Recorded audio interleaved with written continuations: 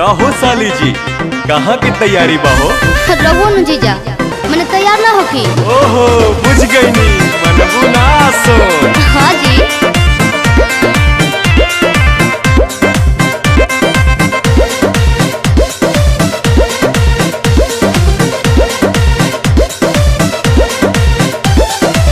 जातारू माई के दर्शन तू करे। हाँ जी। काहे के लगलू है साजे सवारे। मैंने तैयार ना होकी। अरे जल्दी होखा।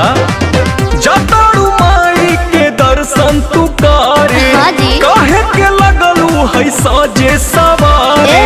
रील बनी मंदिर के गेट पर जीजा। अच्छा। वीडियो बना के डालब नेट पर जीजा। ओके। बुलेट पर जीजा। का? बुलेट पर जीजा। बोला। ले चले घुमावे बुलेट पर जीजा। जरूर हो। बुलेट पर जीजा। बुलेट पर जीजा। ले चले घुमावे बुलेट पर जीजा। बुझनी? हम सब बुझतानी।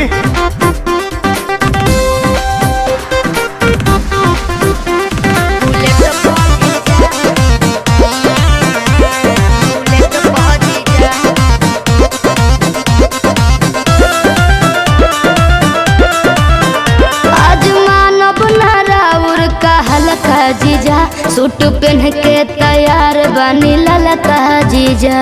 अच्छा ठीक बा। ए जीजा जी सुना, जौन कहबू खाए के साली उ घर ही लिया दे हबो। अरे ना जी। डेरी मिल्क कहा चॉकलेट दू पैकेट खिया दे हबो।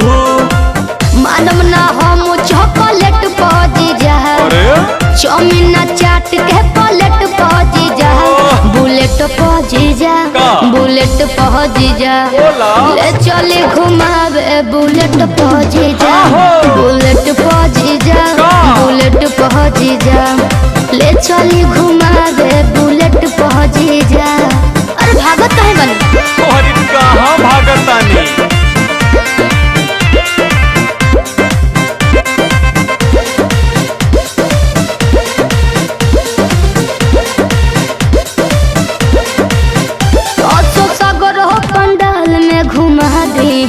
हाँ। जीजा बिमल से ये श्रद्धा पूरा दी जी।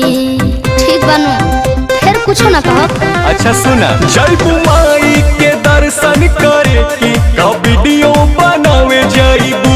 माना बतिया बिना पांडे के का मोबाइल भूलावे जाइबू। आई है नेटार गेट पहुंची जा। अरे ना हो। चली पंडाल वाला सेट पहुंची जा। हाँ। बुलेट पहुंची जा। का? बुलेट पहुंची जा। बोला। ले चली घुमावे बुलेट पहुंची जा। के बा? बुलेट पहुंची जा। बुलेट पहुंची जा। ले चली घुमावे बुलेट पहुंची जा। बुझनी? अच्छा तो चला।